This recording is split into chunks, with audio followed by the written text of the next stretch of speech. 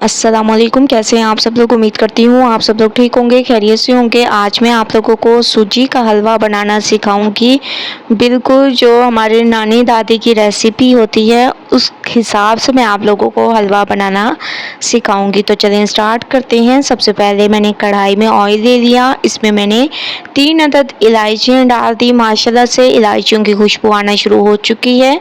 अब मैं इसमें सूजी डाल रही हूँ और अच्छी तरह से इसको भूनना है।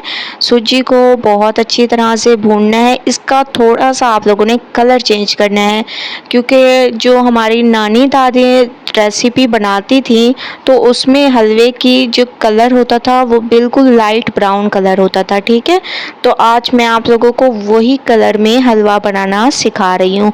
तो अच्छी तरह से आप लोगों ने ऐसे चम्मच की मदद से इसको फेंट फेंट के बनाना है। ये देखिए माशाल्लाह से लाइट ब्राउन कलर आने लग गया है। अब मैं इसमें पानी डाल दूंगी। हस्बे ज़रूरत आप लोगों ने इसमें पानी ऐड कर देने हैं। और ये रेसिपी जो है बहुत ही आसान है। ठीक है, इसमें मैंने थोड़ा सा दूध ऐड कर दिया और मज़ीद पानी ऐड कर दिया। इसको पकने देंगे। हस्बे ज़रूरत इसमें चीनी ऐड कर दी और अब इन तमाम चीज़ों को आप लोगों ने बहुत अच्छी तरह से पकने देने हैं।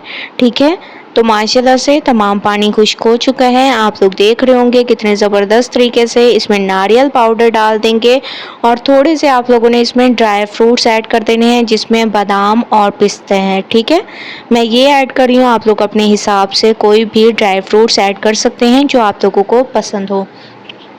अच्छी तरह से इसको मिक्स करेंगे, ज़बरदस्त तरीके से मिक्सिंग होनी चाहिए। 5 मिनट इसको रखेंगे दम पे।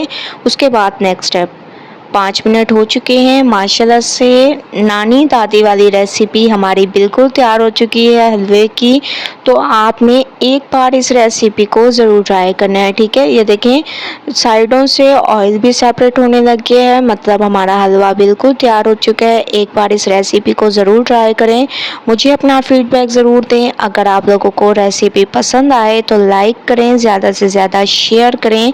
इंशाल्लाह कल न्यू रेसिपी के साथ हाजिर होंगी। तब तक के लिए अल्लाह हाफिज़।